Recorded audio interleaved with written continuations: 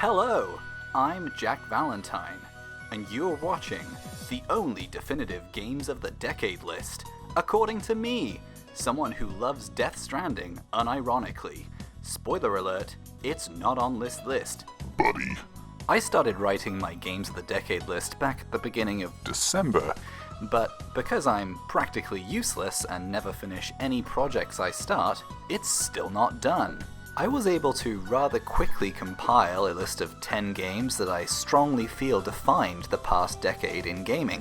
The added difficulty I wanted to try and use to challenge myself with this list would be that I would only name one game in its respective genre. I was able to more or less adhere to this rule, though you'll have to forgive me a few exceptions. After writing about 5,000 words and barely covering 2 of the games on the list, I realised that a video essay format might be a better use of my time and easier for everyone else to consume. So before diving in, let's take a quick look back at the most recent decade. It's fairly daunting to feel the end of 10 years upon you, made more peculiar still by the fact that while this is technically my 3rd decade on the planet, this is the first time I've been struck by this sensation of culmination of a massive number of life events across the past 10 years. To be as clear as possible, these 2010s have contained some of the worst years of my life. This decade saw me through the conclusive 3 years of my high school, a time so nightmarishly panic attack inducing that even the mere thought of the beginning of 2010 through the near end of 2011 is enough to make me sweat. The past 10 years saw me attend college and, well, meet the real world, and experience the slow and exhaustive process of feeling my once hopes of being a game designer siphoned away from me by my surroundings, the powers that be, reality. To be fair to myself, I actually think that during my time in school I had some great, albeit far too ambitious ideas for what sort of stuff I'd like to make. I had most of the art and assets created for a game I was making as part of the primary game design component of the course, and while I got the thing working on an extremely base level, I just ran out of steam. I always told myself and this wonderful teacher I had that I would definitely return to it, but the truth was, as soon as I packed my desk up and cleared the digital residue of my presence from the massive iMac that had been part of my station for the better part of 3 long years, I realised, once I returned home that day and began the long process of transferring all design-related data from my MacBook Pro to an external drive, that'd probably be it. I most likely wouldn't look at the stuff again. Part of the problem is that I just never took to programming. There are things I couldn't wrap my head around. I earnestly did have a knack of explaining and describing in almost ludicrous detail the ideas that I wanted to design, as well as drawing them out. In some bloated sketchbook on a shelf somewhere exists a linear map of the entirety of the world I designed for my game, along with an almost timeline stamped system of all of the events and the puzzles that the player would face as they traverse the world. I sometimes like to return to the first sketches I ever did for the characters in the world, and reflect on how my style would have changed by now if I'd had the ability to see the whole thing through to completion. I sometimes notice that I end up critiquing myself on design mechanics that aren't even playable. I suppose it's a hilariously cruel form of self-deprecation, and God knows I'm good at hating myself. I'm taking way too long here, so I'm just gonna do the rest rapid fire format. This past decade also included the uncertainty of unemployment during my time at college on multiple occasions, living through an almost 3-year abusive relationship that nearly killed me. However, the latter years of the decade saw me land on my feet in a great job and achieve a level of stability that I once thought impossible. So much for video essay format being faster than just writing the whole dang thing out. We're almost at 5 minutes, and the only game I've talked about is a game that I made and hasn't been released. Oops. Alright, enough goofing around. Let's make the content. Rockstar Games Red Dead Redemption 2. Rockstar Games have had an indisputably massive decade. After closing out the last with the likes of Grand Theft Auto 4 and all of its subsequent expansions, they opened this one with the original Red Dead Redemption in April of 2010. On October 26, 2018, Rockstar finally released the long-anticipated sequel/prequel to its previously wonderful cowman simulator, Red Dead Redemption 2. Oddly named as a sequel to its now almost 10-year-old predecessor, this game acts as a prequel to its story, set some 12 years beforehand. You play as Arthur Morgan, a man with such infectiously wonderful and time-accurate vernacular that you'll literally want to press the story forward just to hear what kind of dark and ominous prose are gonna come out of that deliciously twangy voice. Maybe when your mother's finished mourning your father, I'll keep her in black, on your behalf. Now if you think that sounds amazing, just you wait until you hear how he talks to his horse. Hold up, easy, boy, good boy. Now. Shh. You all right, boy? You're a good boy. I've spent dozens of hours on horseback in this game, as anyone who has played it has. I never miss an opportunity to press the button to pet my horse. Every video game should have a button to pet a beast. As you pet, brush, and offer your tall, awkward quadruped friend tasty treats, their bond with you grows. When this happens, they grow more affectionate towards you as Arthur does towards them. What may have instigated an unamused snort now speaks a low and happy whinny that makes my heart swell to thermonuclear temperatures. Horses are also randomly used in the game to demonstrate the somewhat untamable nature of the Wild West.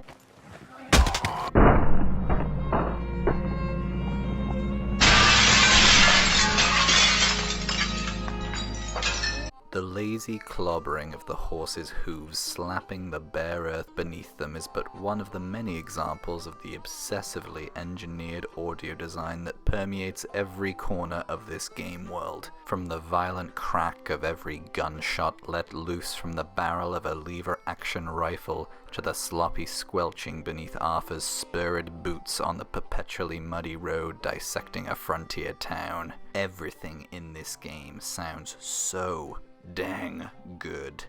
It's this deep, chewy, heavy-sounding game, and it is second to none in the open-world genre. This game doesn't just make you feel like a cowboy, it makes me wanna be a heckin' Cowboy. I'm sincerely sorry for how long this is taking. I'm really trying my best here to get this one in the urn. I promise the next few are gonna be much, much faster. Fez by Polytron. Fez is one of those bizarre games that reminds you that near boundless creativity still exists in the universe. A puzzle platformer at a glance, the gorgeously realized pixel art planes you navigate spin a deliciously creative twist on tradition by existing in a three-dimensional space. The one core mechanic at your disposal is to rotate the camera in different directions and in turn see different corners of the map not previously visible. Its inspirations are laid bare not only in its visual style, but in the simple act of learning by doing. New paths slowly appear to you as you become more fluent with the visual language of the game. The player, along with the little fez-wearing Gomez, are guided along by Disasterpeace's masterclass retro-sounding score. It uses that music along with a simply stunning color palette to set a tone that doesn't ask you to stress over anything. It gently suggests that you follow it along through its many stages, dipping only as deep as you feel you want to. It cemented Canadian designer Phil Fish as one of the greats of his time, and all I can say is that it is truly a tragedy that we will never get Fez 2. Journey by That Game Company. With the likes of their PlayStation 3 exclusives Flow and Flower, it's safe to say that That Game Company had already become somewhat of a household name. Both had such a singular and unique style that it actively went against the grain of what most indie studios were doing at the time, focusing on just sensory experience over puzzle solving or overcoming dangerous challenges. After a long time in the oven, Journey was released to resounding acclaim in the spring of 2012. It places you in the role of a robed figure in a seemingly endless desert. Across the vast dunes, a mountain peaked with brilliant white light sits on the horizon. With no demanded direction, you begin to traverse the sands towards the only visible landmark, and on your journey come across the ruins of a bygone civilization. Through clever exploration and some lightweight sleuthery, you discover imagery that tells you the story of this long-dead world and the powers that led to its ruin. You start to encounter other player-controlled travelers, working their way towards the mountain, your only method of communication being a small song that the characters chirp happily on command. In a time of massively online multiplayer games that have more information on screen than is healthy for the eyes to consume at once, this requirement to connect with someone else with no basis other than the singular shared in-game goal is a breath of fresh air. These companions will remain anonymous to you until, upon completion of the game, it offers the names of the strangers you met along the way. From there, the game whispers a gentle tale of faith, loss, reincarnation, and destiny, carried forward at consistently immaculate pace by a sweeping orchestral score composed by Wintory. Now, almost 10 years after its release, it's available on pretty much every platform ever, and takes only 2 or 3 hours to play through. Insert a gif of Shia LaBeouf yelling "just do it" here. I just read some editing notes for myself that, now reading back, don't sound like a good idea. Anyway, Inside, by Playdead, a natural progression from the Xbox Live Arcade darling Limbo in 2010, the latest from the Danish independent studio released in the late summer of 2016. Literally, what on earth am I supposed to say about this game? You play as a child clad in a red shirt. You find yourself in the woods at night, at first pursued by dark figures and their snarling hounds. As you venture further, you find yourself tumbling deeper and deeper into a bleak and twisted world, inevitably finding yourself at the center of a dark and mysterious project. This is beyond a doubt one of the hardest games on this list to talk about in a way which speaks to why it's fantastic. Such a big part of what makes it great comes from the mystery that surrounds its story. What I can say is that it possesses truly singular art direction and a method of wordless storytelling which I find simply marvelous. What they achieve with its striking visuals and ominous ambient music is only matched by the ridiculous detail on the macro scale that reveals so much about this world and the terrifying story hidden around its many dark corners. I'm pretty sure you can play this dang thing on your phones, for crying out loud.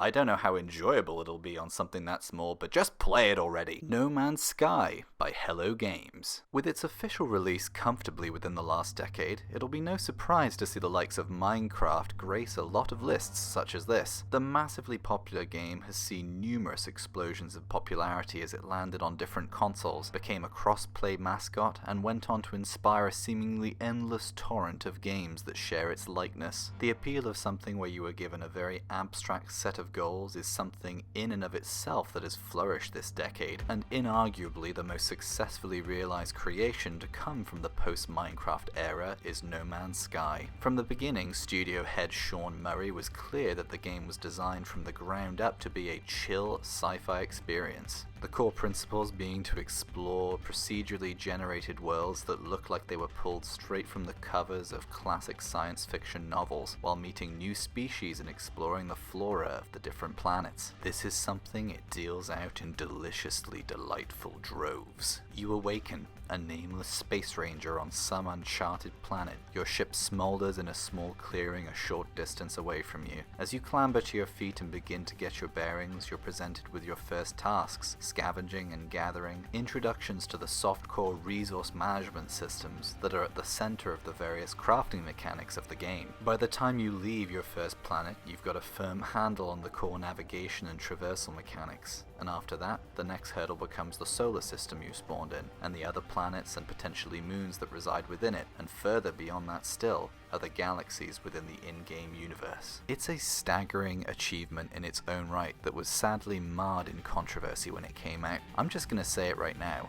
No Man's Sky has always been good, and it makes me indescribably happy that it's seen the level of support that it has from its developer. The Witcher 3 Wild Hunt by CD Projekt Red. Based on the novels of Polish author Andrzej Sapkowski, the 2015 fantasy open-world RPG is straight up the reason we haven't got the Elder Scrolls 6 yet. That's conjecture, of course, but let's be real for a moment. If you think Bethesda is going to release a game that has combat and core gameplay resembling Skyrim into the world post-Witcher 3, they need to be shut down. The game puts you into the boots of Geralt of Rivia, a genetically enhanced monster-slaying witcher, a group of dwindlingly few men who roam the world in search of their next monster contract. It's your standard dark fantasy affair in the world-building department, political conflict and sociological strife. The backdrop would feel familiar to anyone even remotely aware of the likes of Game of Thrones. But what makes the game stand out is its incredible characters. Not only does it feel like a joy to have such a massive story-driven game ask you to make decisions as an existing character, but it succeeds in surrounding you with a brilliantly realised supporting cast. Many have said it already, but the star of the show here are the side quests, sometimes sending you on globe-trotting adventures that can take up to a dozen hours to see in their totality. Its world is comprised of several massively explorable maps, ranging from massive cities to wild and untamed countryside. As you tread down a well-worn path, branches rustle as they snap and sway in the winds. There's this brilliantly inescapable sense of ferocity that cleverly tricks you into believing that the natural world is working against you. I think the game is a little overconfident in the ability of its players to immediately grasp a lot of the concepts it throws at them very quickly. I'd plugged about 10 hours into the game before almost admitting defeat, forcing myself to restart and eventually playing through the game nearly 4 times to completion. This is just to say that if you dive in, I would practice patience and take the time to relearn what you think you might already know. It's an absolutely mind-boggling achievement in role-playing game design, and it makes me extremely excited to see what the studio's next game, Cyberpunk 2077, can deliver later this year. The Last of Us by Naughty Dog. Considering the absolutely gargantuan number of think pieces already created in regards to The Last of Us, it's admittedly difficult to think of something original to say here. The game's tackling of the horrors of what people would do to one another in a post-apocalyptic world are far from original. The third-person, over-the-shoulder shooting was never revolutionary. The story of a brooding, miserable middle-aged man who's experienced immeasurable loss and a boisterous, inquisitive young girl being forced together to overcome inconceivable odds wasn't ever going to feel like something new. At least that's what we thought. Throughout the advertising leading to the game's release, they did everything in their power to play into the hand that this would be another story like so many others we'd seen about a zombie-esque apocalypse. But miraculously, it manages to subvert a lot of storytelling beats you'd come to expect. It asks more difficult moral questions about its protagonists and the role you actually play in its story. It has impeccably well-written characters and an incredibly good notion of what stakes in a story like this should feel like. It never feels too big for its own boots until you look past the story it tells and consider the potentially earth-shattering consequences on the decisions that are out of your control. I am, of course, unwaveringly excited that there's a sequel coming, but as anyone who's played the game knows, it ends so goddamn perfectly that I wish they'd just left it as is, or written about new characters completely. When something feels like consecrated ground to the point where you would actively deny more of the same thing, you know you've got something special. Max Payne 3 by Rockstar Games. This is the first game appearing on this list that I played. It conveniently came out a matter of days before my birthday, and a good friend of mine who was then my high school girlfriend bought it for me. I can't say I remember my 19th birthday as clearly as I'd like to, but I probably said something along the lines of, Thanks, babe.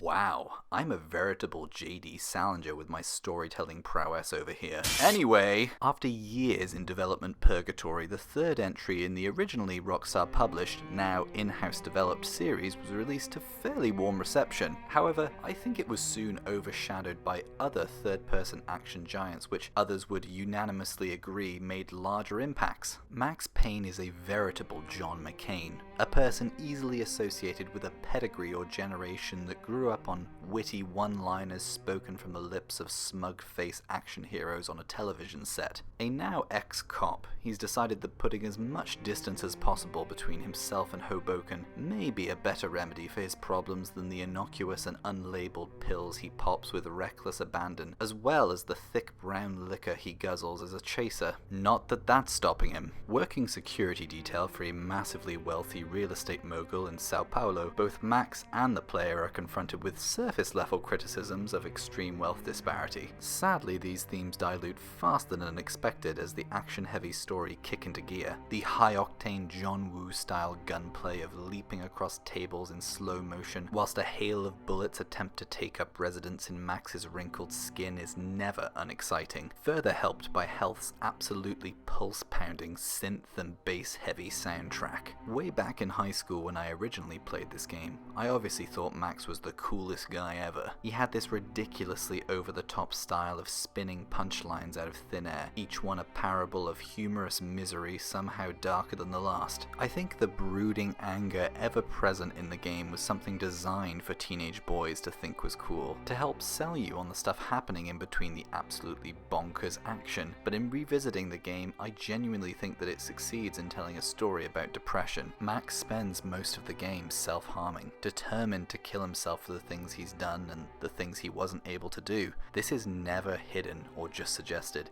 It's right there on the screen. Max's singular story isn't what we're supposed to connect with, but his depression and battle with it is. Ultimately, his decision to confront his own feelings are what saves him, and the moral of the story could be viewed as a plea to engage with one's emotions, rather than attempting to be the ever-stoic and unrealistic action heroes that inspired works like this. Well, I'm sure it's hard to believe I've actually done this in one uninterrupted go, so if you'll indulge me for a moment. That was a joke, of course. I have been editing this quite extensively. I just felt as though I haven't actually done anything funny in the video since maybe the bit about Red Dead, so... The Last Guardian by SIE Japan and Fumito Ueda.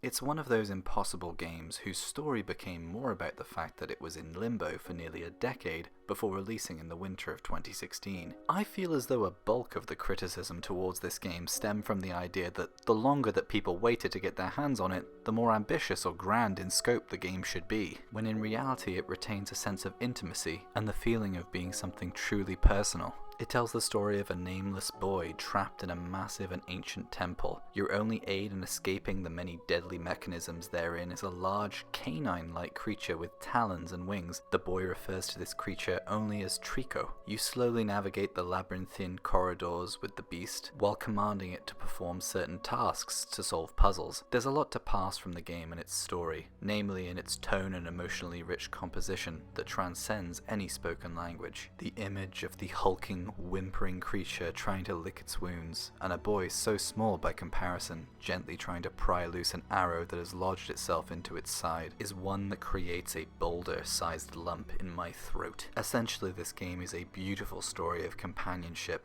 that will only be appreciated more if you've ever seen the end of a pet's life. I remember when I was young, learning that our dog Molly had died. She was a stout little spaniel with brown patches. My family had adopted a younger spaniel puppy in the past year or so, making sure that she had companionship at the end of her life. Much later I learned that she'd had to be put to sleep on account of declining health.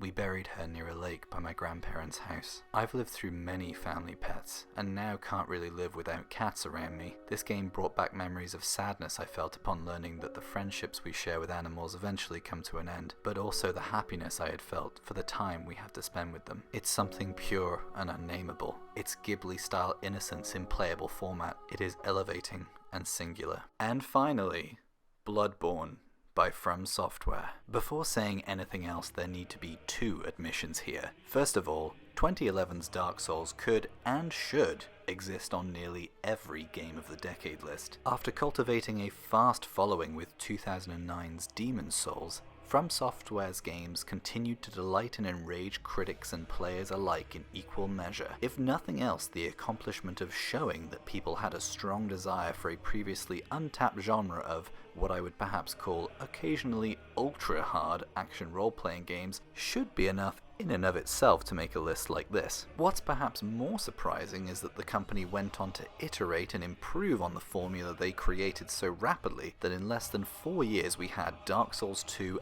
and Bloodborne. The original Dark Souls is an unapologetic masterpiece, and has fostered perhaps the largest copycat genre of anything gaming related since goddamn Mario. Every studio since 2012 has been basically trying to make something Souls-esque, whether it be by difficulty bar alone. We also saw games start to get labelled as Souls-likes, for possessing any kind of steep challenges for the players. All of this is enough to make Dark Souls, if not a game of the decade, the game of the decade. But here's the sitch. Buckaroo. This is my list, and while I love the heck out of Dark Souls and all of the Souls sequels, I love Bloodborne even goddamn more. At last coming to the second admission I previously mentioned, Bloodborne isn't just the best game I've played this decade, it's one of the best games I've ever played. Whoa. So I actually wrote that last part to read Bloodborne isn't just one of the best games I've played this decade, and so on and so forth, and I just went ahead and said best. Honestly, I love all the games on this list equally in my own way, but with Bloodborne it really is different. This game came out at a point in the decade when I was really unhappy. Its fast approaching release date in the spring of 2015 was something that I was super excited about. My best friend and I went to the mall after class at college to pick up our respective copies, and were going to return home and, I can only speculate for him and confirm for myself, cry our eyes out over how punishingly hard we would soon learn it was. I won't bore you with the details, but stuff was happening with that bad relationship I mentioned in my stupidly long overture. It transmogrified the first bites of what should have rightfully been one of the most exquisite meals to have ever passed my lips to what can only be described as dust in my mouth. I'm being melodramatic, of course, but I feared for a long time that this game had been ruined for me by simple process of the possibly inseparable association it would carry with one of the bleakest moments of my 20s.